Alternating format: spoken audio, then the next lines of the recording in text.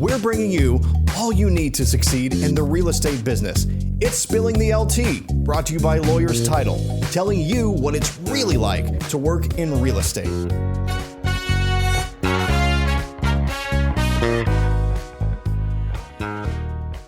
Welcome back. I'm your host, Tamera with another episode. But first, if you like my content, you're really going to love my escrow team. So let's get a conversation going about your title needs. I'm really excited about the guest that I have today. We're going to talk about 2023 and what the year ahead is going to look like. I want to introduce Nick Good. He's with the Good Home team. He's got a team that produced over $60 million in production in 2022. He has also got a national podcast, and he's all around a super whiz at information and a great source of knowledge. So he's been on my podcast before, but I wanted to bring him back. I didn't bring the rest of the guys this time, just Nick. So welcome back to the show, Nick. Thank you so much for joining me today. I really appreciate you being here. Yeah, Happy thanks New for Year. having me. Happy New Year. Yeah, Yes. It's time to go. Is this the first show of the new year? It is the first show All right, of the new I'll take year. it. The first one of 23. See, now you should feel like a VIP. I do. It's a big You deal. always make me feel like a VIP. Good. So I like to go ahead and just jump right in. Let's get going. We got a lot to talk about today. I took a quote from, and if you guys aren't listening to their podcast, you really need to. It's called the only real estate podcast worth listening to. I mean, mine's got to get in there somewhere. Of course. We're plugging it on this show and that show. Look. I pulled a stat, and you knew from my notes this was coming. Even when it's a train wreck, this is not a stat, it's a quote. Even when it's a train wreck, you still need to continue moving forward. Yes. Is that the tone for 2023? Sure. I mean, I think that was the tone for the last 6 months of 2022. The train wreck started then. We're now already we're still experiencing it, right? So it's the train wreck happened in probably May or June or July of 22, and we're now feeling the shock waves of it. We're in the cleanup stages. Yeah, not all the way, but we're getting there. Well, and I had my mastermind group yesterday, and I heard some positive news. Maybe you can confirm it, but they're experiencing a lot more level out with consumer information. Like they're feeling like their consumers are a lot more educated. They're having a lot less conversations about seller pricing and buyer confidence in the market. Are you experiencing the same? Sure. I mean, we've seen the demand pick back up for sure. So I think a lot of it had to happen to see, all right, we had to get used to this new normal that we were in. So, COVID happened in 2020. There was a little bit of a delay there of then from the market taking off, right? So we had to get used to what that normal was. Now we're switching back into, everything hitting the fan and interest rates going sky high that we haven't seen since really 2006 and 2007. Before the Great Recession of 2008. And now we're getting used to what rates are, and we're starting to see the media pick up. There was a Today Show segment, I think it was in the past 2 weeks, because it happened after the first of the year, and they did a segment on why it's a great time to buy. Oh, okay. And you hadn't heard that previously. Right. Yeah. So a lot of times the buyer sentiment report was saying this is not a great time to buy. It's not a great time to buy.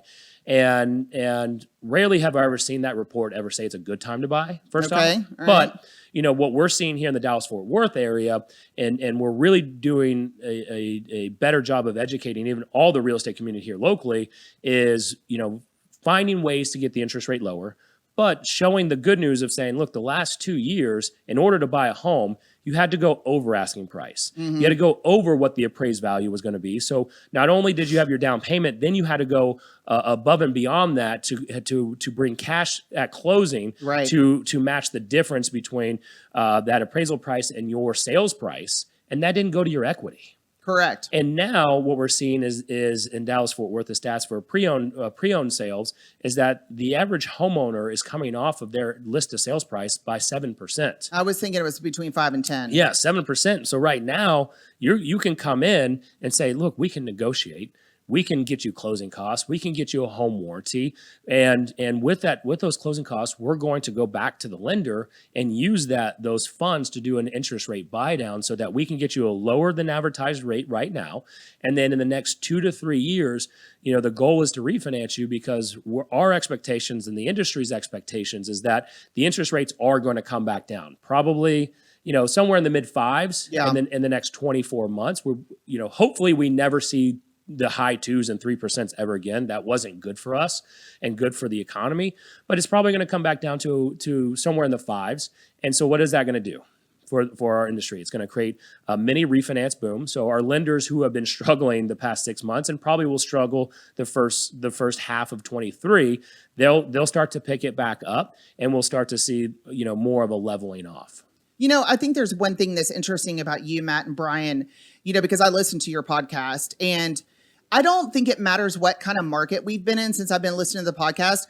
You always say it's a great time to buy. Sure. Absolutely. But that's because you use strategies, you wield those strategies to your advantage to get your buyers into homes, right? Yeah. Where everybody else is checking out. I mean, I had all kinds of realtors last year. They're like, I'm out on buyers. I'm not even working with them. And you guys were saying it's a great time to work. It's a great time to buy a home. I will tell you right now that last year in 2022, the Good Home team had a record year representing buyers. That's over so 35.5 million in closed buyer volume, which is, for us, we're more listing dominant, a listing dominant team.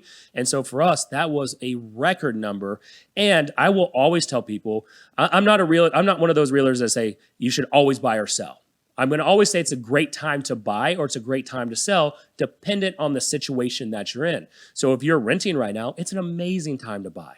If you need to downsize and get out of that larger house, it's an amazing time to sell and buy. If you're looking at buying just to get out of a situation, I mean, I don't know many situations that wouldn't be a good time for you to buy. Maybe if you're not having the money and you're trying to stretch those funds, don't buy. Right? Or if you're looking to sell just to test the market, just to cash out so that you can go buy another house and hopefully the market goes up and you're able to get the same type of return that you've had over the past 3 to 4 years, don't sell. But there's always a reason why it's a great time to sell or buy, and we'll never change that message. I have a question that's totally off the cuff that you made me think about. One of the effects that we've seen come out of the market is a big rise in property taxes, right? Because the huge appreciation gains. And everything that I'm reading, contradict me if I'm wrong, is that those appreciation gains have significantly slowed, something to more of a traditional market, right? That we're going to see in 2023, 2024, something 6 to 8% is what I'm hearing. Probably. I think it's going to be lower than that. In fact, I personally think that the people that bought in the last 2 years will actually see a decrease in their property values for a temporary time, right? We got to have it leveling off, right? It's like bouncing back and forth before it slows down. And so I think in 23, maybe in the beginning of 24, when they're coming out and reassessing property values, I think certain people will be able to protest them and get theirs lower. Ultimately, as a market as a whole, will go up 3 to 5%, sure. My personal belief, and I think we need to do a better job of this, property values is a killer. Yeah. I think that the state of Texas needs to put a cap on that. Yeah. I think the cities and counties need to come together and put caps on that, because ultimately for the average American, the number one way to build wealth is through owning real estate and owning their primary residence.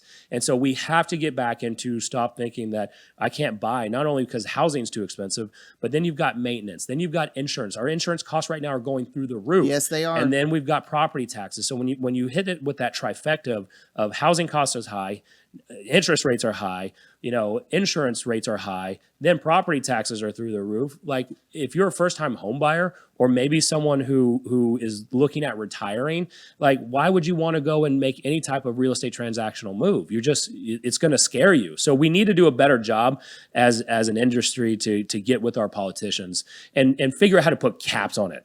I'm all for less government, but I also believe in that, for average Americans to go build wealth, we got to get them into wanting to own their own primary residence at least. Well, and I think that just knocks a lot of people out. I mean, first of all, they had to pay $100,000, 50, $100,000 to get and over asked to get into their house, which again, to your point, doesn't go to their equity. That was cash out of their pocket. You can say goodbye to that. And then you're right. They get in the home, they have maintenance, and then their taxes have gone through the roof. I mean, and then what if they have a life change? They want to have a baby. They want to, whatever it is. Or they get sick. Or they get sick. Right. And you get sick or something happens and you get cancer and then your income earnings drop, or you got to go focus on that. You shouldn't worry about losing your house because of property taxes or interest or insurance rates have gone up. Right. And so there needs to be some better protections in place, because ultimately, there should be a capped or tiered model at certain price points. Like anything over $1 million, it should be, all right, this is the max. 500 to this, it should be somewhere in a max between that, and anything lower than that, put a cap on that, and then the cities and counties can go and figure out their budgets from there. Actually, it'd probably make the cities and counties make their budgeting a lot easier because they're going to know roughly what areas they're going to be able to generate the property tax values from. Do you think, now I'm not talking about foreclosures, okay? Because I don't think we're going to see foreclosures. I don't care what anybody says. However, do you think that we're going to have an uptick in buyers in the next year or two having to sell their home because they can no longer afford it? Yes. We're already seeing it right now. We have a team in Austin that we're already starting to experience. Look, Austin had huge gains, bigger than us. Yeah, for sure. And so our Austin team, and we're already experiencing here too, where there's job layoffs starting to happen, right? Because look, we're going through not every job sector is doing that well in this market. And so we have people that are losing their job that push the limits, because of the last 2 to 3 years of where prices have gone. Now they can no longer afford the house. So we are starting to see some short sales. We're going to naturally see foreclosures tick back up to a normal range, right? So we will see foreclosures go up only because we were basically at zero during COVID. So that's what I'm talking about. Okay, I don't want to hear that we're going to have a foreclosure boom in DFW. Look, there's certain people that have been pushing that message. I strongly disagree with it. And anybody who says that we're going through a recessionary style foreclosure boom, those are the people that are putting fear in the water, right? And ultimately they are looking to reap rewards off of either buying it at a discount, getting, trying to get them a short sale, whatever that may be, and homeowners still have a ton of equity in their house. That's what will cause. That's the reason we won't have a foreclosure. 100%. Yes, you can sell your home and walk away with $200,000 or $300,000 and call it, or break even. Right. So the good news is we'll be able to. There are going to be some people that break even. That's okay. That we're saving their credit. Right. And ultimately help them restart. The next chapter, and when they're ready, when they get financially stable again, then we help them get back into a new home. I've said this time and time again, and I'll probably be singing this song for at least another year. The thing that makes me the saddest in this type of a market, look, we've all seen a record profitability, right? We've all enjoyed the success of real estate in Texas in the last 2.5, 3 years, whatever. I just always get concerned about Texans being able to afford to buy homes in Texas and veterans being able to use their VA loans. Now, luckily, the diversity in loan type is back, right? You can now win a home with a VA loan without an issue, but the affordability factor for Texans in Texas is still kind of a question mark. We'll see some of that market correction, right, over the next year, but is it enough? Not right now. I mean, it's going to be a while, right? And it's okay. That's the lagging indicator where prices have to come down. Wages are going to have to go up. Look, we still have inflation problems. Right. So there's a lot of other things. I mean, look at the cost of eggs. That's a hot topic right now. What happened there? I don't I was on know. TikTok and there's this whole, everybody's talking about eggs. Yeah, I look, and so we have other battles to fight right now, and ultimately what it's going to do is lead to wage increase, and we have to start everything has to start leveling off, because look, when you go put COVID money in place and shutting down everything, look, a lot of that was caused because of just the shutdown, and then they funded all of this. And it was just artificial and temporarily inflated. Yeah, so we got to let all that drain out and just get back to whatever this normal is going to be, and everyone will be fine. There's going to be, unfortunately, that other segment that they're going to go through some distress. They're going to go through some issues, and so as real estate professionals, what we need to do is just be empathetic to that and help them in the best way that we can. I like the fact that you guys work so much with buyers. I feel like they have been really unrepresented the last couple of years. So they need help. Yes. Texas buyers need help. Texas buyers and the Spanish speaking population, the Hispanic buyer needs the biggest help. And so one of our goals is really building out a Spanish speaking division that's not like anything else out there. That's interesting. Okay. Yeah, and so unfortunately, there's a lot of distrust within the Spanish-speaking community, the Hispanic community, when it comes to real estate agents. I've heard of some people charging and misleading their clients and not doing a fiduciary responsibility. And so ultimately our goal is we've got some amazing group of agents within our organization. So one of our core missions is really building out a great Spanish speaking division so that we can put our, the type of services that we provide, we can really pour that into the Hispanic population. I love that. That's good. Let's back up and let's kind of back. I'm gonna actually work from my notes now. For sure. Yeah. Something I don't do very often sometimes. So let's talk about the top 3 things you learned in 2022. Yeah. So you sent me that, and I'm It like, doesn't have to be 3. yeah, I was like, one. I don't really have 3 things because, look, I mean, you know what happened, the last year and a half, right? So my brother passed away October 6th of 2021. October 7th, I had to go into trauma crisis mode of basically triage of making sure that our real estate developments got finished because we had a lot of debt that we had obligations to. And so, going into 2022, I don't really remember much of it. It's kind of like a blur because I was just head down, focused. My real estate team, I put them on the side. Thank God I have such amazing team members. I wouldn't be where I am without them. Right. And because of them, they still push the ball forward for our clients and for the good home team and everything else. So 2022 was a year of we keep going. We don't give up. Even when we want to stop, we get up, we put our pants or shorts on, our shoes on, and we just go to work. Right. And we do what we say we're going to do, even when shit hits the fan. Yeah. Well, I think that is a lesson, right? You got to keep going. Yeah, we have to keep going. And so we did for this year, I don't do an end of year business planning. Okay, interesting. The reason I don't do it is because usually that happens in October, November. Then we have holidays. People partake in maybe some adult beverages and they party a lot. Realtors, just people in general.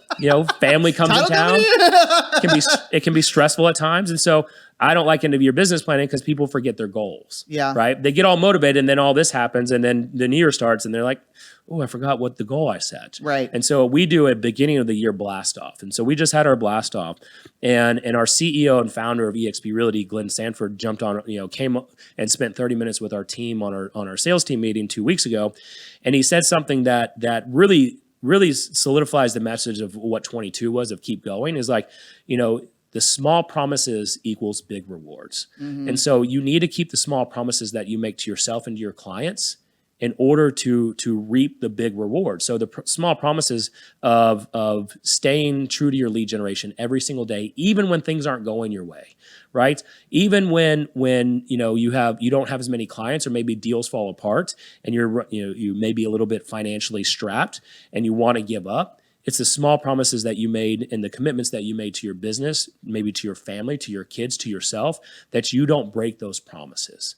So our theme for this year and continue moving forward is those small promises equal big rewards if you're willing to keep them. Well, I think you're speaking to the consistency is what you're speaking to. 100%.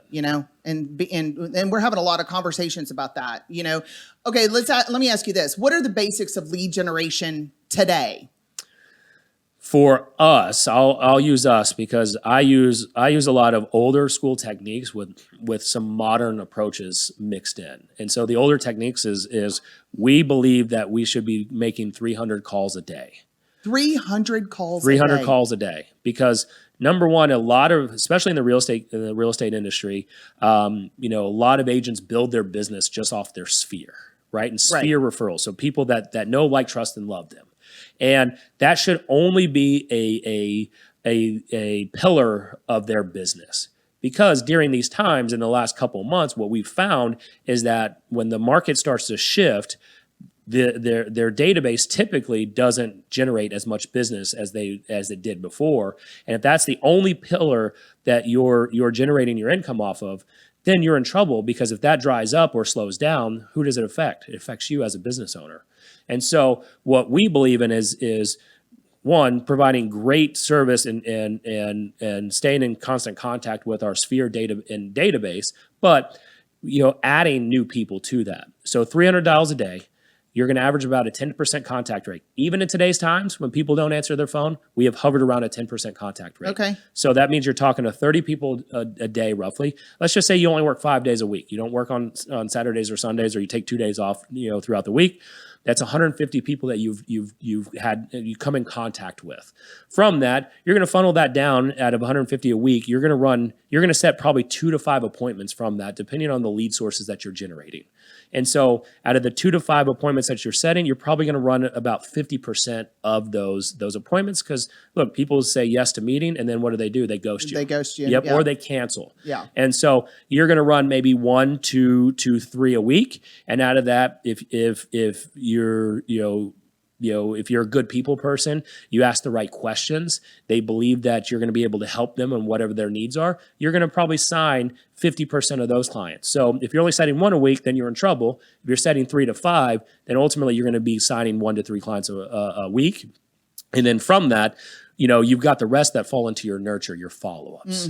And the biggest thing that we have found in this industry is that we all do a very, very poor job of following up. I didn't have a clue you were going to say that. Yeah, right? So we do a I'm being sarcastic. poor job of following up, because what do we do as salespeople? We want the right now business. Correct. You chase what's happening in front of you right now. And we like the new leads coming in, not the old stuff. Yeah. We like the new people for whatever reason, even though, you've chatted with someone and they said, call me back in a couple months or call me back in a year for you as a salesperson, 100% commission licensed sales agent. That's a long time. That's for a you. long time. So you're like, I'm not worried about, I'm not worried about those over here. I need right now. And so we neglect our follow-up. And so and then what happens? They end up buying or selling a house out from like a couple of months before that even time frame ends. Yeah, absolutely. So, we are really making an emphasis on those small promises to your follow-up, right? If you say, Tamera, I'm going to follow up with you, in a couple months, then put it down and actually do what you say you're going to do, because people respect that. And then just let your messages match what they're saying, the market. I think everyone as salespeople needed to hear that. I hope so. I mean, especially my people too, because we're all guilty of it. We're all guilty of it, right? We chase the new hot thing that's sitting right in front of us. We close what's easy. We didn't, and the hard stuff. Yeah, I mean, it gets neglected because you want to go after the easy things, or we get busy. Yeah. Right? You do your lead generation, you get really, really busy for a month or two. And what do? You're like, man, I'm working so hard for these current clients that I'm exhausted. So I'm not going to do any new lead generation. I'm not going to do any of the follow-up lead generation. And so I'm only focused on this. And then ultimately, you close everyone and hopefully you have a 100% close ratio that nothing falls out and it doesn't ever come back. But you close all those, and then you go back to the drawing board, and then you've got to reclimb those stairs again. Your pipeline's empty. Yeah, your pipeline's not. You don't know where your next closing commission's coming from. Yep. Back up a second. What are your lead sources? What are the team's lead sources? Just real quick. Brief. Absolutely. So the last couple of years, the time before COVID, it was expireds, it was circle prospecting, and then our sphere and agent referrals. The last couple of years, because inventory levels got down to where we had like 1 day of inventory, right? So the expireds and the canceleds, they weren't there. A thing. And so ultimately, those lead sources were some internet lead sources. Our sphere and database was really, really well. Agent referrals. And then now we're starting to see a pickup back in expireds and canceleds. We're making a really conscious effort for helping for sell by owners, because last year we only closed 2. And our belief is money changes hands when problems are solved. And so, if you think of, all right, if inventory levels have tripled and gone up to about little over 3 months of inventory. It actually fell a little bit just because of the holidays, but we'll pop back up to three months of inventory, and we're seeing the days on market increase. Well, if those are people that are on the MLS, what are the for sale by owners feeling? Right? They're just getting calls from investors. They're just getting calls from agents that are doing one-offs, not following up, by the way. And they're getting bombarded with non-interested buyers. And so ultimately they're going to feel tired. They're going to feel frustrated. So again, money changes hands when problems are solved. So we need to do a better job internally within the Good Home team is to really help that for sale by owner market. And from that, they've already raised their hands. They said, Tamera, I'm ready to sell my house. Maybe they're not willing to pay a commission just yet. And we've got to show the value of why. You just leave that sign in the yard for a little while longer and they will. Absolutely. Because Look, they're selling for a reason. Correct. They're not selling to stay in the house. Yeah. They're selling to move it or to liquidate it. Right. So we just have to dig deep on that motivation and find out, why do they not want a realtor? Is there distrust? Do they really hate the commission? Is there, realtors are just, their belief is they don't do anything for the money that they earn. Right. So we just need to figure out what the reason behind that is. Maybe they sold their house 1 or 2 times before on their own and it was super, super easy. And especially during COVID or during the run up, a for-sale owner could have sold their house in a heartbeat. Realtors were begging for more inventory. Yeah, for sure. So kind of recap what I'm hearing you say so far. Lead generation. I love to talk about client diversity because I'm very diverse in my client portfolio as well. And so prospect and client diversity. Pivot is always, anytime the market shifts, you got to pivot. You can't be doing the same thing all the time that you used to do before in the previous market. It's not going to work. Yep. And then it's also about be sure that your sales skills are super sharp. Know how to overcome objections, right? Know how to be a salesperson. The tried and true ways of being a salesperson. Follow up, use your CRM, right? Don't drop the ball. Make sure that you know how to overcome objections, close the deal, right? All of those things. It seems so simple. We all know these things. And when you hear that, the problem is that people like to tune out when you're like sales skills. Overcome their problems and objections. And we, for whatever reason, we've just gotten and viewed that as a negative or slimy. Well, for sure. There's sexier ways to put it, but it's still the same thing. Look, I believe in sales skills. I'm a sales rep. I'm a salesperson. That's what I've always told people. We do sales. When you hire me, I'm here not to be your best friend. I'm here to sell your house. If we become best friends after, great. If you end up hating me, but I sell your house for the best price possible and I got the job done and you were happy about that, but you don't like me personally, cool. That's okay. But guess what? That's what they're going to remember. Yes. Is that you sold their house for more than anyone else in their neighborhood. Or I got the job done. We got to the conclusion, which is why they hired me in the first place. But, what I do when talking to agents and agents that are looking at joining our organization is I say, all right, maybe you have a negative viewpoint of selling or the sales terms or handling objections, but we're all human beings. So let's just talk. Let's just have a conversation. Sure. So we can get to that sure. point. Absolutely. Connection is key, right? And you build relationships. People do business with people they know, trust, and like, right? 100%. We're going to run out. God, I could talk to you forever, but we don't have that kind of time. Let's talk about advice for agents this year. Have we already kind of covered that? We have. Stay consistent, right? So whatever. And here's what I'd say is and this is what I had to remind my team, right? Like we all do this. I'm guilty of this, of what our core business is, and you can just go back and look at all your closings. That's your core business. And, when we want to start adding something new, we have to go learn that new skill. Right. So like right now we're starting to implement working with a different type of investor through pad split. Right. It's a different. Whoa, explain. Yeah. So pad split is where it's a company that comes in and we help investors go buy single family houses. We need to get it at somewhat of a discount, but what we are going to do is we're going to transform that house into, instead of being one single family rental residence, we're going to transform that into renting by bedroom.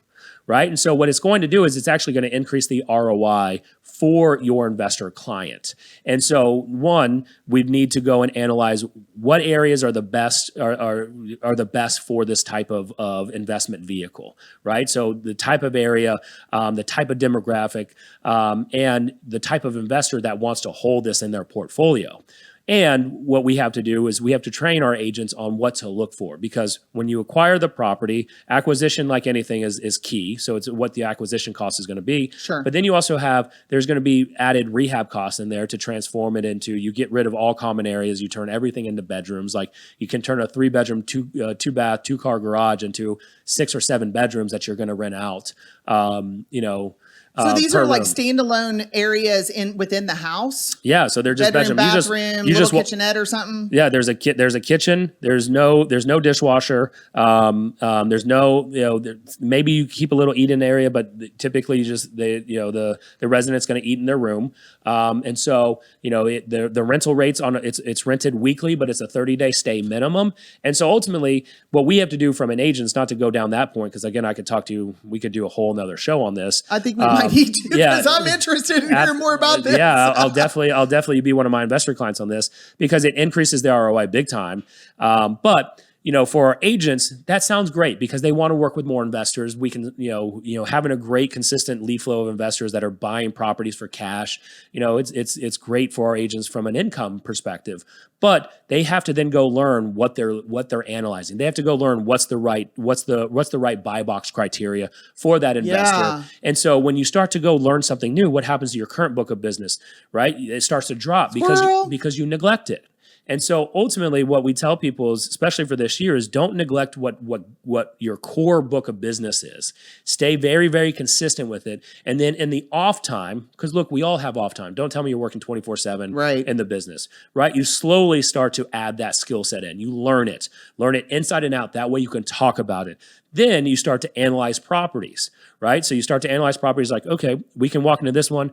I know it has to be no HOA. It needs to be in a neighborhood that you see more cars on the street because it's going to be increased. You're going to have like 6 or 7 people, 6 or 7 cars there. Right. So you want to make sure that you're not going to get a complaint from the community and the neighborhood. And then ultimately, what type of investor would work perfect for this? And then, all right, what do you need the acquisition cost is? What's the rehab cost going to be? What are the average weekly rental rates going to be so that you can put that in the calculator and show, all right, this investor, you buy it here. This is the average reno cost, the renovation cost, and this is the average weekly rental rate. And if we stay at a 90% or 80% occupancy, this is going to be your projected cash on cash return. I'm not going to ask if this is a marketable asset because you wouldn't be doing it if it wasn't. But is there a market where this is being done successfully 100%. already? Yeah, it's happening. It started in Atlanta. They moved into Tampa. Beth Silverman, who was in town this past week, she was on the Only Real Estate Podcast Worth Listening to. I think it was episode 168, I believe, where she talks about this, right? So Beth introduced Pad Split to me. And from that, it's look, I was poking as many holes as I could in it. And the more that I've started to research it, I feel it's for the working poor, basically, right? Because we're starting to see for young folks and the super working young, poor. There's the ones that are just going into the workforce. Yeah, and think of it this way: like rents are super expensive, housing super expensive, right? And so what you have is you've got this middle ground of people that may be staying at home and they don't want to. Maybe they're couch surfing at friend's house or family's house, and they're like, all right, you got to go, Tamera. You can't be sleeping on the couch anymore. And maybe you've got a group in here that's bouncing around from extended stay to extended stay. And so ultimately, it allows them to get into having a place that they can stay. The average Pad Split renter or tenant stays 9 months. They get access to Teladoc Health. So they get a little bit of some health in there. Yep. Then it also gets reported to their credit so that it can show payments on time. So ultimately the goal is to help them get into that point where, they're moving on to a rental or, eventually we help them get into buying later on in life. Well, and you have the property management company. So when they're ready to do a step up, guess what? Yeah. And ultimately our property management, Homeward Property Management would help with managing it for that investor client as well. So, I mean, but for agents right now, new agents, maybe it's something they can go learn because they're still trying to find what is their core lead source is going to be. If you go to my Instagram, Nick Good Realtor, and watch it, I did a reel on this that talked about when I was in full-time production before leading just the Good Home team, is I only focused on expireds and cancels. I didn't really go down different paths. I wanted to, but I knew I had so much more juice to squeeze out of expireds and cancels that my goal was to see, could I make $500 to $1 million in commissions just working really that one lead source, because there was plenty of opportunity. Now there is again in that, or you become a for sale by owner machine. Like for me, I was not that strong at it. I have a lot of room to grow in that lead source. Or like Beth Silverman closed $23 million in 2022. And the majority of that was working with investors. It was Airbnbs because she's in the St. Pete in Florida. It was Airbnbs, VRBOs, and Pad Splits. And so that's over $600,000 in commissions working with investors, but then working down the niches of the investment categories. Love that. Does Pat Smith, let's say Collin County bans Airbnbs. Does Pat Smith fall underneath that category? Pad Split. Pad Split. I'm saying it wrong. Well, Yep. I wrote it down wrong. Yeah, Pad Split. That makes more sense. SPLIT. Yep. And we're still analyzing that. No, from my understanding, it does not. Only because it's 30-day stays minimum. And Airbnb's short term falls under the 30 day. yeah. I think Tarrant County defined it as that, didn't they? As under 30 days, Yeah. I believe. So it's advertised as a weekly rental rate, but it has to be a 30-day stay minimum. Okay. So, and then there's, you got to do your own due diligence, because ultimately in some of the cities that, if you're not related by blood or marriage, that there's a certain capacity that you could have non-family and non-blood, or non-marriage living in under one dwelling. Okay. And so I know in Fort Worth, they have a rule on it, and they loosely determine who they want to go after and who they don't. And so you've got to do your own due diligence, and it's enter at your own risk on that. But for the most part, it's, from an investment purpose, it's a great ROI, right? And what you do with it is if you're ready to liquidate it, what it does is Pad Split has created an internal community that they can go and exchange. They can go and sell their portfolio or sell their product, sell their property or their investment vehicle within another Pad Split member. And so they keep it all in house, because think of it this way: where I was poking the biggest hole is, like, if I convert this house and then ultimately I want to go sell it in the future, well, now I have to go convert it back into three leases, and you've got a big conversion problem, yes, right? Yes, and so that's one of the things they said is, like, no, you go sell it to an internal member at a multiplier, because there's going to be revenue that's generated from that investment vehicle. Well, it'd be nice you don't have to go back and do that reno all over again. Yeah, that was the one thing that I was really poking holes in, and then their rent up is fairly quickly on average. I think it was like 40 or 50 days to get pretty much as stabilized, meaning if you turn it into a 7-bedroom, they've leased up 6 of the 7 to get it stabilized. That's super interesting. We'll have to come back to that, because we've run out of time for today. I don't even think we followed any of this anyway. That's all right. That just means I can come back. Yeah, it does mean you're always welcome back. So thank you for being my guest today, Nick. If you guys want some information on Pad Split or anything else that Nick is up to, you're looking to join a team, I highly recommend that you reach out to Nick Good, and also make sure that you tune into his podcast. Again, the name is The Only Real Estate Podcast Worth Listening to. Thank you so much for your time today. Again, if you like my content, you're really going to love my escrow team. So give me an opportunity to talk to you about your title needs and make it a great day.